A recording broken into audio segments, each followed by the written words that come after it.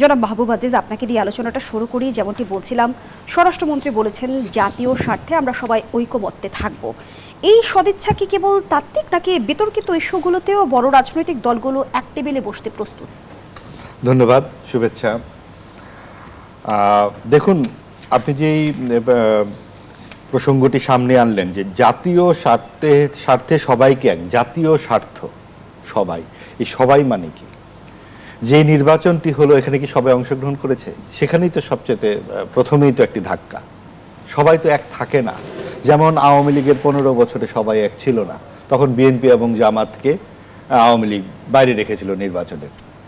আমিডামি নির্বাচন, একক নির্বাচন, রাতের বেলা নির্বাচনে। তো সেই ধারাবাহিকতায় অন্তর্বর্তীকালীন যে সরকারের যে আমলে যে নির্বাচনটি হলো, সেটা অন্তর্ভুক্তমূলক হয়নি। সেখানে আওয়ামী লীগ ও সমমনারা অনুপস্থিত আছে। এখানে তর্ক উঠতে পারে যে 24-এর গণ অভ্যুত্থানের হত্যার সঙ্গে যারা জড়িত তাদেরকে কি করে নির্বাচনে নিয়ে আসবার কথা হচ্ছে। এটা তো অনেক পুরনো তর্ক এবং এটা অব্যাহত থাকবে, কারণ যে সকলেই হত্যার সঙ্গে জড়িত নয়। এবং অন্তর্বর্তীকালীন সরকার সেখানে ডানপন্থাকে এবং সাম্প্রদায়িক শক্তিকে প্রশ্রয় দিয়ে নির্বাচনে একটি বড় শক্তি হিসেবে দাঁড় করিয়েছে। তো সেই ক্ষেত্রে জাতীয় স্বার্থে সবাই কি এক, এই কথার মধ্যেই কিন্তু অনেক শুভঙ্করের ফাঁকি রয়ে গেছে। যে নির্বাচন হয়েছে সেই নির্বাচন আসলে সকলকে এক ছাতার নিচে আনার ক্ষেত্রে সরকারেরই অনিচ্ছা আমরা লক্ষ্য করেছি। আর যারা প্রতিদ্বন্দ্বী রাজনৈতিক দল, তারা তো বড় প্রতিদ্বন্দ্বী নির্বাচনের মাঠে অনুপস্থিত থাকলে তাদের তো সুবিধা, এবং সেই কারণে তারা কথা বলেনি। এবং বিএনপি এবং জামাত তো এক সময়ে একসাথে তারা রাজনীতি করেছে, ঐক্য ছিল তাদের। কাজেই তারা তো মোটামুটি আমরাও মামুরার মতো একটা অবস্থানে ছিল। কিন্তু যতই নির্বাচন ঘনিয়েছে আমরা দেখলাম যে তারা প্রবল প্রতিদ্বন্দ্বী হিসেবে আবির্ভূত হয়েছে, এবং বিএনপি মধ্য উদার মুক্তিযুদ্ধ ভিত্তিক একটি রাজনৈতিক দলের যে ভূমিকা, সেই ভূমিকাতে অবতীর্ণ হয়ে নির্বাচনে প্রতিদ্বন্দ্বিতা করে।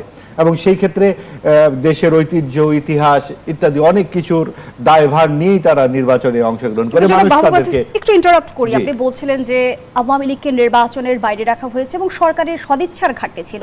আমি যদি প্রশ্ন রাখতে চাই যে সরকারের সদিচ্ছার ঘাটতি নাকি আওয়ামী লীগের অতীতের ইতিহাস, কোনটি আসলে তাকে নির্বাচন থেকে সরিয়ে রেখেছে?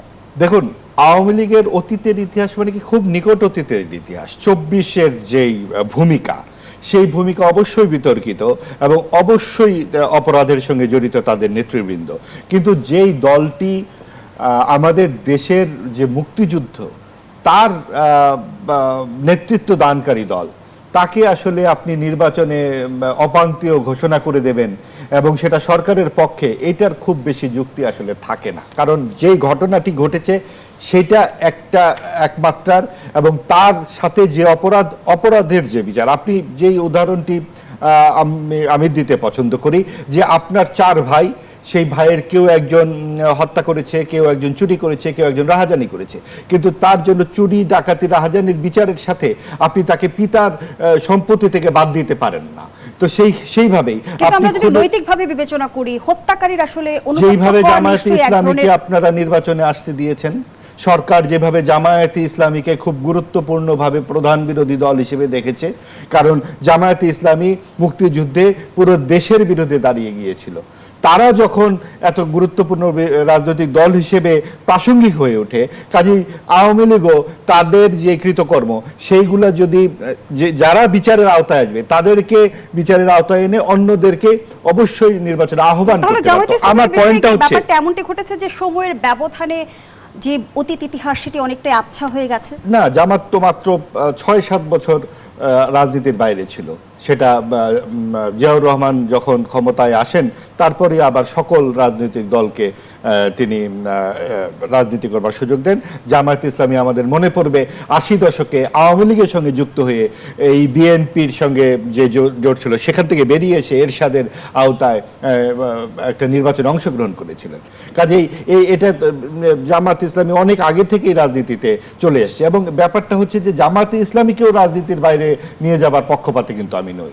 আমরা বলতে চাচ্ছি যে সকলকেই আপনি রাজনীতিতে অন্তর্ভুক্ত করতে হবে, এবং জামাত ইসলামী তাদের যে অপরাধ, তাদের যে কৃতকর্ম, সেটার ব্যাখ্যা তারা তাদের মতো করে দেবার চেষ্টা করেছে, বা সেটা নিয়ে অনেক বিতর্ক থাকতে পারে। আগামীতেও তাদেরকে সে ব্যাখ্যা দিতে হবে, যেমনটি দিতে হবে আওয়ামী লীগের নেতৃবৃন্দকে। কিন্তু আমরা খেয়াল করেছি যে আওয়ামী লীগের নেতৃবৃন্দ কিন্তু নিজেদের মধ্যে অনুতাপ আমরা দেখতে পাইনি। তারা সেই আগের মতো হাম্বিতাম্বি করে বেড়াচ্ছেন, বিভিন্ন রকম হুমকি দিচ্ছেন। সেই জন্যে নির্বাচনে তাদেরকে লাল কার্ড দিত জনগণ।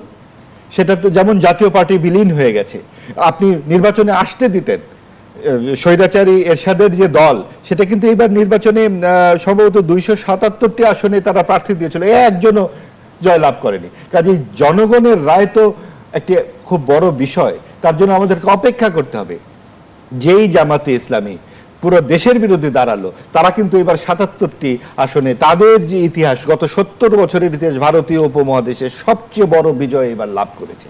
তো সেই জন্যে সরকারি পৃষ্ঠপোষকতা যেরকম ছিল, এটাও তো ঠিক, তাদের রাজনীতিরও অনেক বেশি ইতিবাচক ভূমিকা ছিল। আওয়ামী লীগের অনুপস্থিতিতে আসলে লাভবান হলো কোন দল? অবশ্যই জামায়াতে ইসলামী এবং এনসিপি। কারণ আপনি দেখুন যে বিএনপির যে প্রধান প্রতিদ্বন্দ্বী, সেই দল যখন আপনার নির্বাচনে অনুপস্থিত, তাহলে প্রধান হয়ে উঠলো জামায়াতে ইসলামী। আগামীতেই তো দেখা যাবে, কারণ এই আওয়ামী লীগকে তো চিরতরে আপনি নিষিদ্ধ করতে পারবেন না, তাদেরকে তো রাজনীতিতে আপনার রিকনসিলিয়েশন করতে হবে। তখন দেখা যাবে জামায়াতে ইসলামের ভোট কিরকম। ধন্যবাদ জানাচ্ছি।